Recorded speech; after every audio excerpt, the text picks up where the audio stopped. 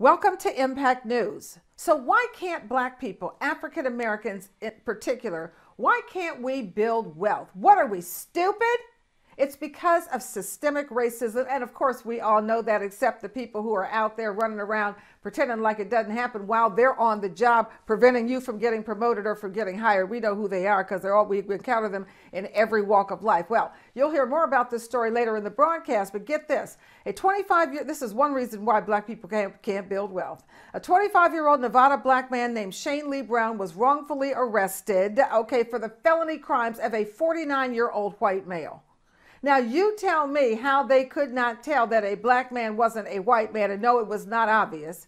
You tell me how they couldn't figure out that a 25-year-old and a 49-year-old were different. And we know a 25-year-old black man looks substantially younger than a 49-year-old white man, but they couldn't figure that out. Folks, it's not surprising. And the overrepresentation of Black Americans in the nation's justice system is well documented, as you know. Black men, 13% of the male population. So why are they about 35% of those incarcerated? Also, 1 in 3 Black men born today can expect to be incarcerated in his lifetime. That is compared to 1 in 6 Latino men and 1 in 17 white. For Black women, the picture is similar.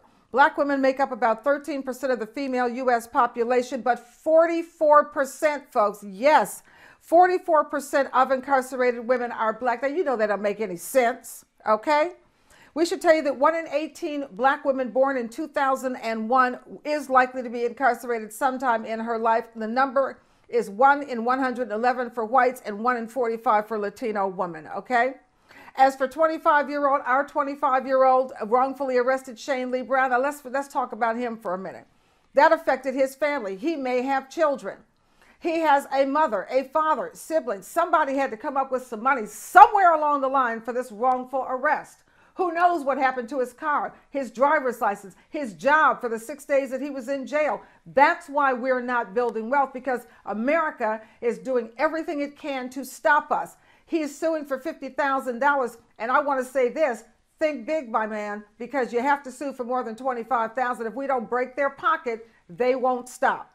We cannot build wealth in this country because every time we turn around, something is stacked against us. However, we are Black people. So, we are going to rise. So I say all this to the people who are listening.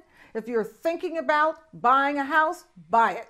Stop consuming all these goods from all these companies that care nothing about you, and put your money into property and land and things that can build wealth, not only for you, but for your children, your grandchildren, and your great-grandchildren, and all those children to come. I'm Carol Angela Davis. Thanks for joining me for the news. Here's your headlines. The next major battle in the abortion front begins. Also today, climate worst offenders. This one might surprise you. Plus, we have news of the wicked Supreme Court, and we have a COVID vaccine update. Plus, she calls Roe v. Wade a victory for white life. Boy, these people. Then a Black man wrongfully arrested by police who were looking for a white man. They messed that up, as they usually do. Food prices in the Caribbean are skyrocketing, and another dead Russian. Who killed this one? Stay with me. Well, it's abortion pills that are likely to become the next major front on the fight over women's health care and reproductive health care, to be exact. And that, of course, is in the wake of the Supreme Court's decision overturning Roe v. Wade, which is a travesty of justice and shows how politicized the U.S. Supreme Court is. Attorney General Merrick Garland saying the Justice Department is going to protect the right to an abortion, including medication abortion. Now, Republican-led states have been moving to limit, or of course to even completely ban, access to the medication drugs. There are 2 pills, just so you know, that you need for a medication abortion. The first one is mifepristone, and the second, it has to be followed by misoprostol, and those have to be taken in the first 10 weeks of pregnancy. Let's move on, look to the climate and some of the worst offenders. We're going to go to Petal, Mississippi, which is right near Hattiesburg, which tells you all you need to know because it's African American and poor, so that means it's a place where they've decided to dump any kind of toxin they can. Here we go. A gas storage station there sends a half a ton of methane into the atmosphere. Folks, that's every 30 minutes. Okay, so you know those people are in trouble.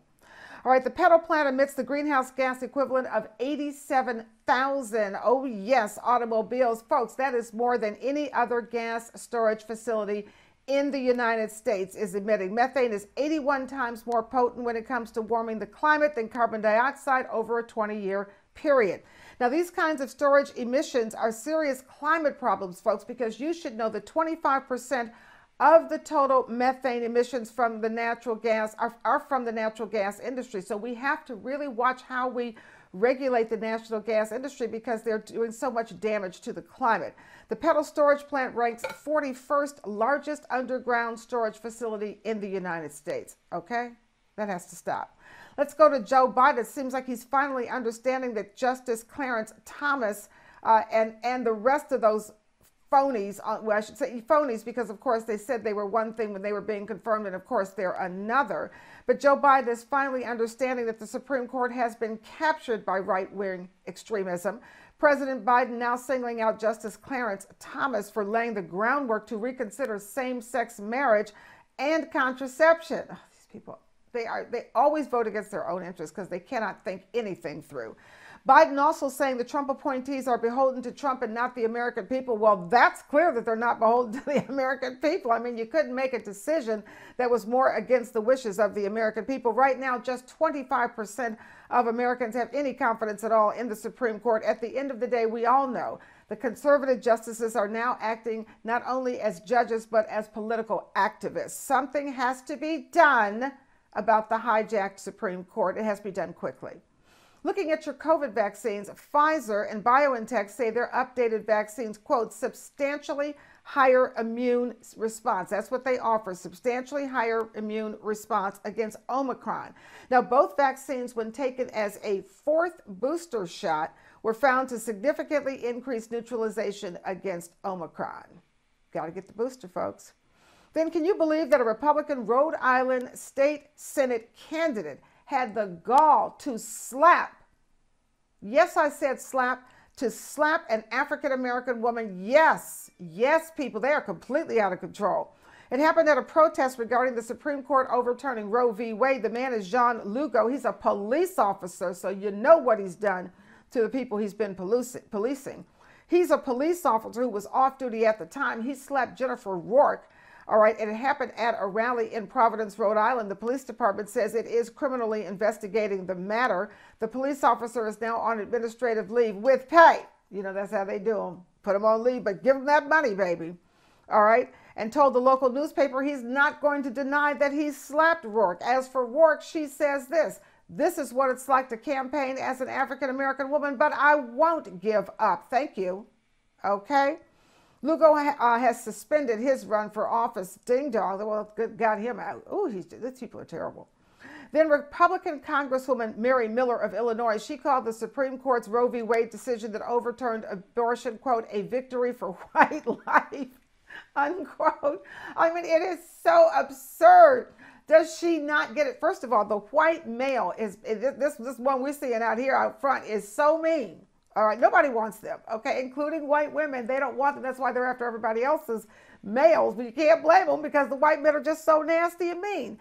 All right, so this is what she says. It's a victory for white life. I don't think so. She also praised former President Donald Trump for his role in taking rights away from women. Now, it's not the first time. Oh, she doesn't shy away from bigotry. Not at all. Not Miss Mary Miller.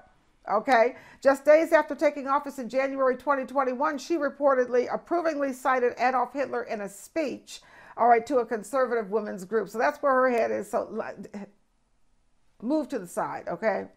Then a 25-year-old Nevada black man was wrongfully arrested for the felony crimes of a 49-year-old white man, twice his age. They couldn't figure it out. What? Are you sure you're not him?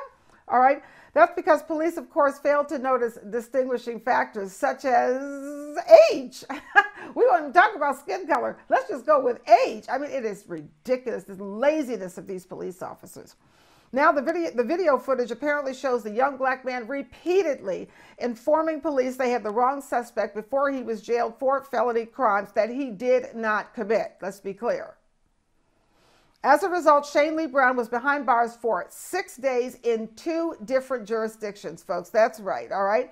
That was because the deputies were just too lazy to get the job done. All right. The wrongfully detained Brown is now seeking legal recourse and at least $50,000 in damages. Shay, I don't know who your lawyer is, but you got to go well beyond $50,000, because if you don't hit these people in their pocket, they don't stop doing their wrongdoing. You got to hit them harder than $50,000. That's nothing to them. And then what if instead of returning your unwanted purchases, retailers would pay you to keep them? That's what the conversations are going on at Target, Walmart, Gap, American Eagle Outfitters. All right, they have too much inventory and it's costing them a fortune to store it. So stores are now considering having you, when you return something, hang on to the stuff you don't want. Typically, when you return an item, it's either going to go back on the shelf at the same or lesser price, or it's going to go domestically to liquidators who resell here domestically, or it's going to go to resellers who resell on the international market to Europe, to Canada, to Mexico. But it costs between 15 cents to 30 cents per item to do this. Interesting. From the Caribbean, where food prices there are and around the world are simply skyrocketing, folks, the Caribbean relies heavily on food imports for domestic consumption and to supply the tourism industry. According to the World Bank, at least 4 Caribbean countries, Dominican Republic, Guyana, Haiti, and Suriname, have experienced food price increases higher than 5% every month between March 2021 and March 2022. Suriname witnessed food price increases of 30%. Who can deal with that? What family can deal with that in the same period? And it ranks among the worst affected countries globally based on this indicator of food insecurity. In Haiti, 45% of the population are facing a crisis or emergency. And in the English-speaking Caribbean countries, we should tell you 40% of the population are reported to be food insecure. That's very serious. Then finally today, check out the Russians. A retired Russian security officer is in intensive care. Start there. After being discovered in a pool of blood, we know how the Russians do it, with an alleged self-inflicted gunshot wound to the head. Okay, use your own imagination.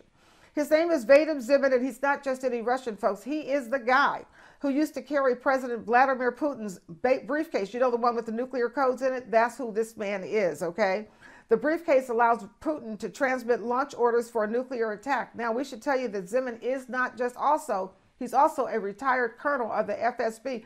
That's the Russian security agency. He was recently detained on suspicion of bribery for demanding a cut of deals under a government contract. He denied wrongdoing, but he was fired from his post and placed under house arrest. And somehow in Russia, because it happened outside of Moscow, somehow under house arrest, he got himself a gun and had the chance to blow his head off. Okay, tell us what is the saying? Pee on me and tell me it's raining. Okay, those are your stories. I'm Carol Angela Davis. Stay with me for It's Missing, the Slay Word, Crypto Convos, the International Report, and of course, Ask Dr. K. Stay with me. Okay, your slay word of the week, folks. The word this week is prescience, okay? Prescience. Use that one and go out and slay it, okay? It's a noun, which means it's a person, place, or thing. Its origin is the 14th century from the Middle English, from the late Latin. All right, the definition of prescience is foresight. Oh, yes, people, let's use that in a sentence, all right? Fortunately, the January 6th insurrectionists did not have the prescience to realize that there are literally cameras everywhere and in everyone's hands so we can catch them in their dirty work. Thank you for making it easy. Trials must be easy today. Okay. Sentence number 2. Some have said Donald Trump and his family should have had the prescience to know that their actions to overtake the country are not sustainable. Democracy will prevail because every single one of us is going to vote. Okay? We're done with that mess. That's your slay word of the week. Use it all week and level up your vocab. That's prescience. It means foresight. I'm Otha Smith, CEO and founder of Tetragram, a mobile app for cannabis consumers to keep track of the products they purchase, rate the effectiveness of that product, and then share those personal reviews with others. I'm here today at Marion Main Dispensary in Capitol Heights, Maryland, owned and operated by my homegirl, Hope Wiseman. Please download the Tetragram app today and take control of your personal journey with cannabis. Where are you? We're looking for our missing African American girls, and with the community's help, we will find you. Here's our feature for the week. 14-year-old Zarina Bryant was last seen on May 5th on the east side of Indianapolis, Indiana. Police say her last known location was in the area of 3000 North Webster Avenue near 30th and Arlington Streets. Zarina Bryant is 5 feet tall. She weighs about 187 pounds with black hair and brown eyes. Anyone with any information about Zarina's disappearance should call 911 or go to Crime Stoppers of Central Indiana. Just Google their website. Where are you? We are searching for you, and with the community's help, we will find you. We are back with your international report with Dr. Inyang Ebong Harstrup. Edie, thank you so much for joining us. I know you've just returned from one of your world travels. Yes, I just got back from Nigeria. I was in Abuja, and I was looking at what story would I like to present today. And because we focus on the Caribbean, I thought climate change and the oceans, because there's a major conference, the UN conference on the oceans right now. And I thought it would be interesting to talk a little bit about that. And basically, there's a five-day conference in Portugal, in Lisbon. And the UN Secretary General opened it today, and he said, the world is facing an oceans emergency. We have taken the oceans for granted, Guterres told policymakers and experts and advocates on Monday. We have basically allowed the oceans, we're depleting the fish stocks, the carbon is too much in the atmosphere, it's becoming highly acidic, and they're urging us to take care. The conference draws 120 countries over 5 days, as I said, and it's focusing on the health of the oceans, which cover 70% of the Earth's surface and provide food and livelihoods for billions of people. The oceans are estimated to they have 700,000 to 1 million species of fish inside of the oceans. However, they have been facing the impact of climate change, including global warming, pollution, and acidification. The conference, which is jointly hosted by Portugal and Kenya, is set to adopt a declaration, another one of these declarations that's not binding, but at least it'll get countries to agree on what their next steps will be with regard to the oceans. Activists say that the climate change is pushing ocean temperatures to record levels and making them more acidic, absorbing about a quarter of the CO2 pollution, even as emissions soared over the last 60 years. So as you can see, Carol, if we do not, and this is what, if you look at the world today, it's up to us human beings. If we do not take time, we will not have healthy oceans to live from. And if we don't have healthy oceans, folks, let's just get real. No healthy ocean, no humanity. That's just the bottom line. Right. Well, we bring you the news. We're trying to tell you. I hope you're listening. Edie's traveling the world. She's telling you what's going on all over the world. So thank you for tuning in, and thank you for being interested in our climate, our environment, and our world. Thank you so much, Edie. Thank you, Carol. Stay with us. We still got to ask Dr. K. We'll be right back. We're back with your crypto convo, so let you know what's going on in the blockchain world. Lionel, the Builder Sap, joins you every week and keeps you updated. Hi, Lionel. Hi, how are you doing? Good. What's going on out there in the blockchain, crazy blockchain world? Yep. So it's been very exciting for those who are buying. And this week we are still going sideways. Bitcoin is still 29,000, which is more than half from its all-time high. So honestly, from my perspective and from what I'm doing, this is exactly what I needed to happen, because I was planning on using this year to accumulate. Knowing that Bitcoin is going to go back up to 65,000 eventually, just historically, it always returns to the previous all-time high. I'm using this time to buy things that I'm looking at as on sale right now. Things like Algorand, Solana's down to $50, I believe. Ethereum's 1900, which is awesome. You know, Ethereum's one of the most important solutions in the crypto space, and that's half off right now. So that's what I'm doing. That's what the people who believe in crypto long term are doing, is we're using this time to accumulate. And word on the street is that it may be this way for a while. So those who do the charting and all of the Fibonacci sequences that they apply to those things are saying that we're looking at a pump around 2025, you know, and of course, nobody knows for sure, but that's just, if it does duplicate the last previous bear market cycle. And this is honestly looking like we have entered bear territory, which is when things are down. And I think that there's a lot of different things that are affecting the market, between the inflation, the gas prices and all of that too. But we'll talk more about that next week. And real quick, in like 10 seconds or less, Lionel, is crypto going away? No, it is not. Quite the opposite. You're seeing more and more confirmation that crypto is here to stay from those bigger companies up there. All right. Thank you so much. That's your Crypto Convo with Lionel the Builder Sapp. We thank you, Lionel. We'll see you next week, and you'll keep us updated. And I'd like to know more about how crypto can't go away. We know it can't go away, but why can't it go away? Because a lot of people have invested a lot of money, and there's a lot of negative talk about it in the more conservative, shall we say, banking circles. But we'll tackle that another time. Right. I'm Carol Angela Davis. Thank you, Lionel. See you next week. Thank you.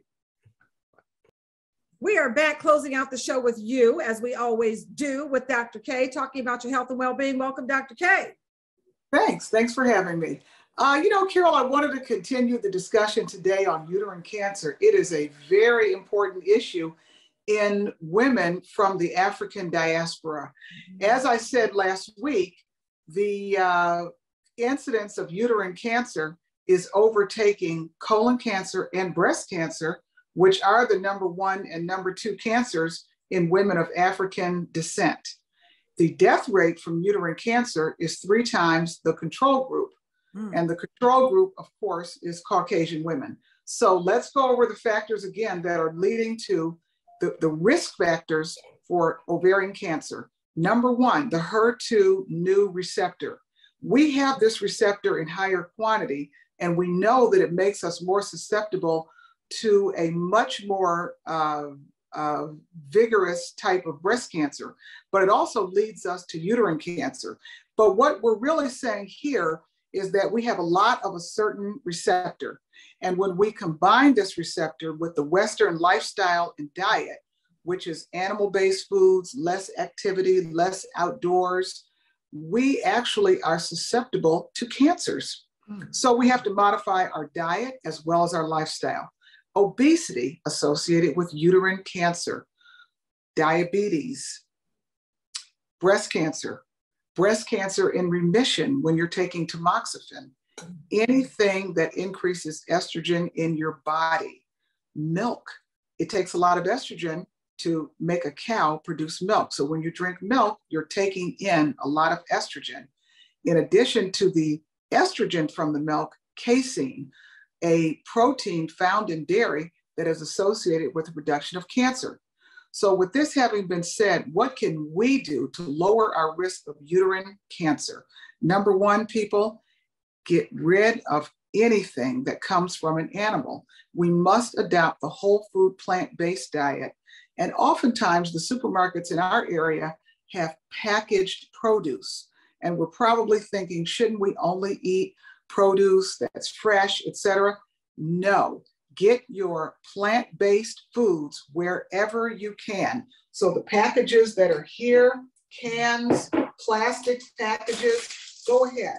This is better than looking around for fresh produce and not finding it. Second of all, if you're still having periods and your period changes, if you're perimenopausal and your chaos changes into another chaos, if you're menopausal and you begin to bleed again, see your GYN immediately. And when you see your GYN, ask them to please biopsy the uterus. If you have uterine fibroids and there's an ultrasound that doesn't show anything, ask for a biopsy. Catch it early. This is my message for the week. It's incredibly important, and thank you so much for having me. Well, thank you for being with us, Dr. K. Somebody who's practiced medicine for 30 years has a lot of information to keep you healthy. I'm Carol Angela Davis. This is Impact News from all of us here at Impact News. Thank you for joining us this week, and we'll see you next week with all the information you need to lead a successful, healthy life. Thank you, Dr. K. Thank you. I'm Carol Angela Davis, anchor of Impact News. Folks, we are unapologetically real. We give it to you straight, no chaser when it comes to the news that's impacting our community. Folks, news, commentary, crypto convos, the international report, missing the slay word, and Ask Dr. K. It's all right here weekly on Impact News at 7 p.m. on Sundays on CareVision, the eyes and ears of the Caribbean.